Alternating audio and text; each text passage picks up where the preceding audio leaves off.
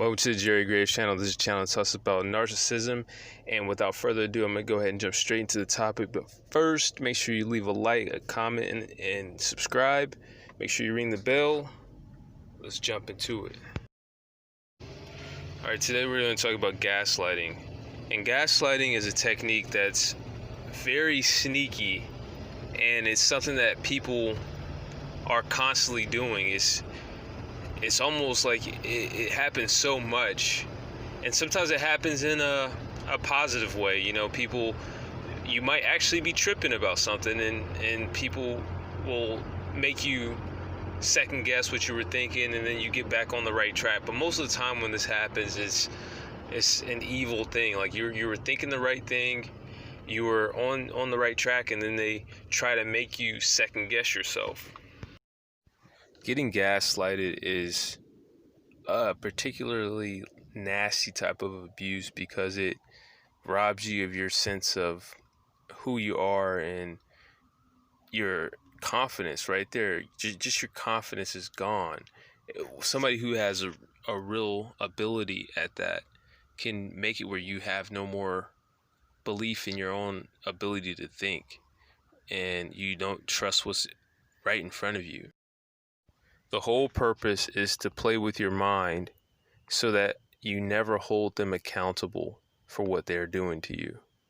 Every time you bring something up that they did wrong, either they're making it seem like you didn't perceive something the right way, or they basically act like they can't even remember, even though you and them both know that you can remember, and so can they.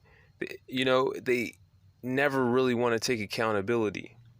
And so it just goes on, and you can't really pin them down. They're always trying to slip out rather than accept that they did something wrong. And usually, even if you do try to pin them down, if they admit to it, they'll just be like, okay, so if I did something wrong, or if you felt that way, then, I apologize. But they're never going to just fully take the brunt of the blame for something that's rightfully blamed on them. They're never going to do that. They're always going to try to slip around and play with the words and make you feel like you're going crazy. One particular way that narcissists gaslight people that's really cunning and really clever is just whenever you start talking about a disagreement you've had with someone else, they always side with the other person. Even if you and them both know that you're right, even the person you were arguing against knows that you're right, but they go and they'll still side with that person. And it starts from there. The more advanced people are at abusing people in this type of way, the more people they can get involved in it. They can have a whole work center all pretending that something's true. And that's another way of gaslighting, pretending that something's true that everybody knows it's not true. We're all pretending that it's true. Some people actually come and they are newcomers and they'll believe that something's true because they haven't had the truth revealed to them about you or about a person. But that's like some real next level type of thing. But it happens all the time, though. It's not very difficult to do because, again, like I say, most people aren't very high quality people. Like, you have low quality people who do what's easy. If they see a whole bunch of people doing something and they want to fit in, they don't really care about what the right thing to do is. Usually people will side with whatever side is winning.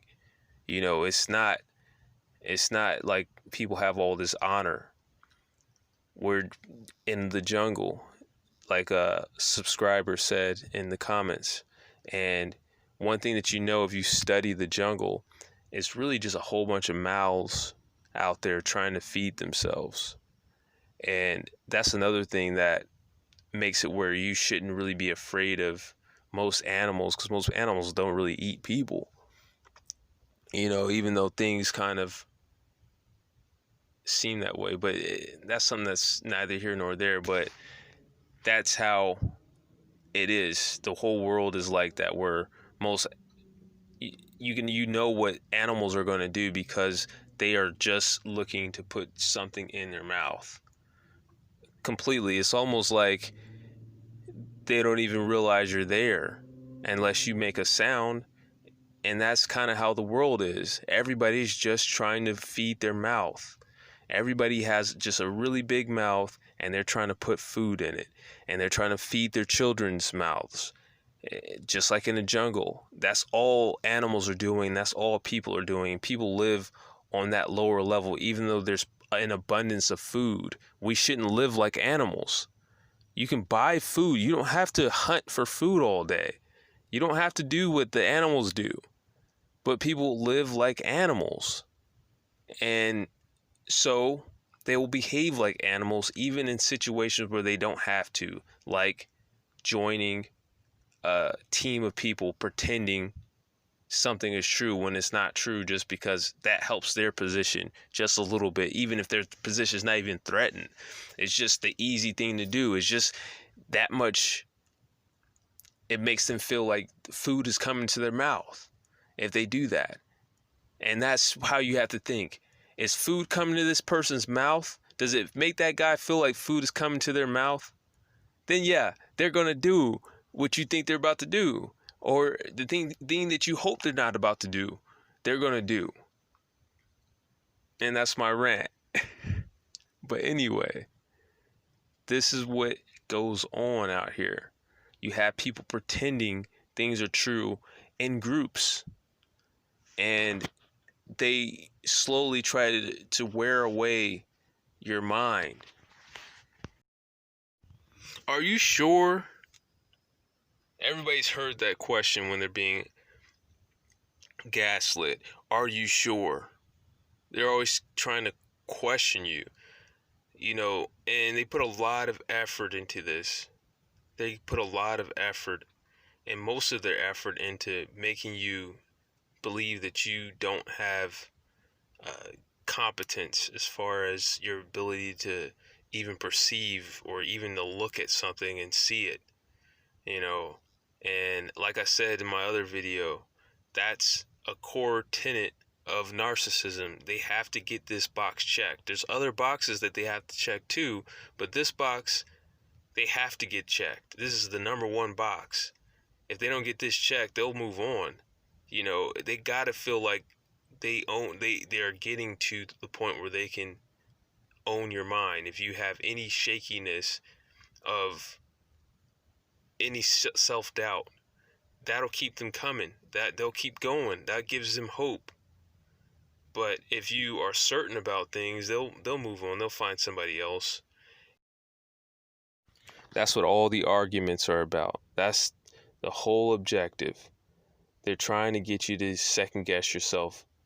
They're going to tell you that you think you know everything if you are certain about the things that you do know. And if you do know a lot of things, they're always going to be like, oh, you think you know everything. Oh, here he comes. He thinks he knows everything. Even when you're certain, they're going to have that last little bit of trick in their bag just to see if you falter. So you got to write things down. You got to journal. You got to get more firm in your beliefs. And you most importantly, you need to get away from these types of people. But if you can't, then you need to write your thoughts down so you know what you know.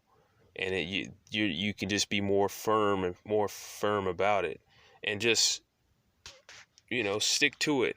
And also, don't fall for the lie of everything needing to be a democracy, because some of that is built into us as Americans. So we are always looking for everybody's opinion about everything, and everybody needs a vote and stuff like that.